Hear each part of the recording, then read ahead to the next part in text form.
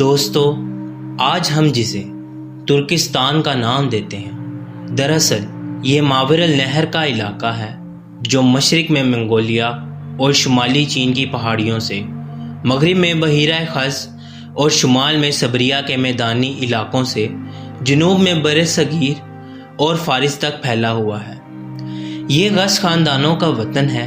اس علاقے میں اس خاندان کے بڑے بڑے قبائل رہائش پذیر تھے اور ترک یا تراک کے نام سے پہچانے جاتے تھے۔ 6 صدی عیسوی کے نسب میں ان قبیلوں نے اپنے وطن کو خیر آباد کہا اور گروہ در گروہ ایشیا کی طرف رخ کی۔ مورخین ان کی اس نقل مکانی کی کئی وجوہات بتاتے ہیں۔ کچھ کا خیال ہے اس کی وجہ اقتصادی بدحالی تھی۔ شدید قحط اور بڑھتی ہوئی آبادی نے انہیں وطن چھوڑنے پر مجبور کر دیا تھا اور وہ ایسے علاقوں میں آ کر بس گئے جہاں وسیع چراگاہیں اور خوشحال زندگی کے اسباب وافر مقدار میں موجود تھے۔ بعض تاریخ نگاروں کا نقطہ نظر یہ ہے کہ اس نقل مکانی کے پیچھے سیاسی عوامل کار فرما تھے۔ ترکوں کو کچھ ایسے علاقوں کی دشمنی کا سامنا کرنا پڑا جن کی طاقت اور تعداد دونوں ان سے کئی بڑھ کے تھی، جیسے منگولیا۔ اس دشمنی سے بچنے کے لیے انہوں نے ترکستان کو چھوڑ کر ایک ایسے علاقے کی راہ لی جہاں وہ امن سے زندگی بسر کر سکتے تھے۔ یہ رائے ڈاکٹر عبداللطیف عبداللہ بن داہش کی ہے۔ اس لیے منگولیوں کی دشمنی سے بچنے کے لیے ان قبیلوں نے مغرب کی راہ لی اور دریائے جیہوں کے قریبی علاقوں میں بس گئے، جہاں سے بعد میں وقتاً فوقتاً تربستان اور جورجان آئے اور یہاں بدوباش اختیار کر لی۔ اس طرح ترک ان اسلامی علاقوں کے قریب ہو گئے۔ 22 ہجری 662 عیسوی کو اسلامی فوجوں نے باب کے علاقے کی طرف پیش قدمی کی تاکہ ان علاقوں کو فتح کر لیں۔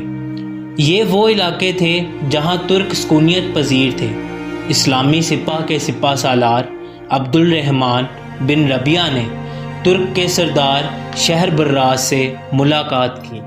شہر براز عبد الرحمن سے صلح کی درخواست کی اور اس بات کا اظہار کیا کہ وہ ارمن پر حملہ کرنے کے لیے اسلامی لشکر میں شریک ہونے کے لیے تیار ہیں۔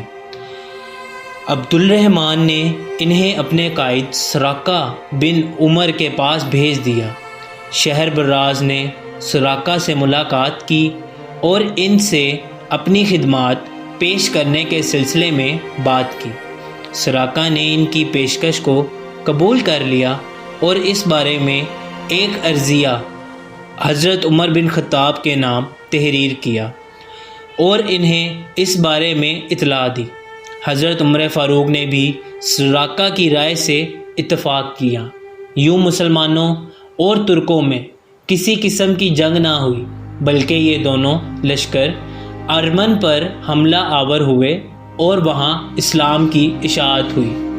اس کے بعد اسلامی لشکر فارس کے شمال مشرقی علاقوں کی طرف بڑھے۔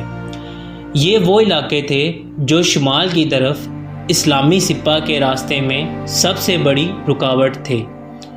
جب صلح کے معاہدے کی بدولت یہ مشکلات ختم ہو گئیں تو ان علاقوں اور ملکوں تک پہنچنے کی راہ ہموار ہو گئی۔ ترک اسلامی تعلیمات سے بہت متاثر ہوئے اور انہوں نے اسلام قبول کرنے کا فیصلہ کیا اور اسلام قبول کر کے انہوں نے اسلام کی سربلندی اور اشاعت کے لیے مجاہدین کی صفوں میں شامل ہونے کا فیصلہ کیا۔ امید کرتے ہیں کہ آپ کو ہماری معلومات اور ویڈیو اچھی لگی ہوگی۔ اس سیریز کی مزید ویڈیوز کے لیے ہمارے ساتھ بنے رہیے اور ہمیں کمنٹ کر کے اپنی رائے ضرور دیں۔ مزید معلومات کے لیے ہمارے چینل کو سبسکرائب کریں اور ساتھ ہی بیل آئیکن کو بھی پریس کریں۔ شکریہ۔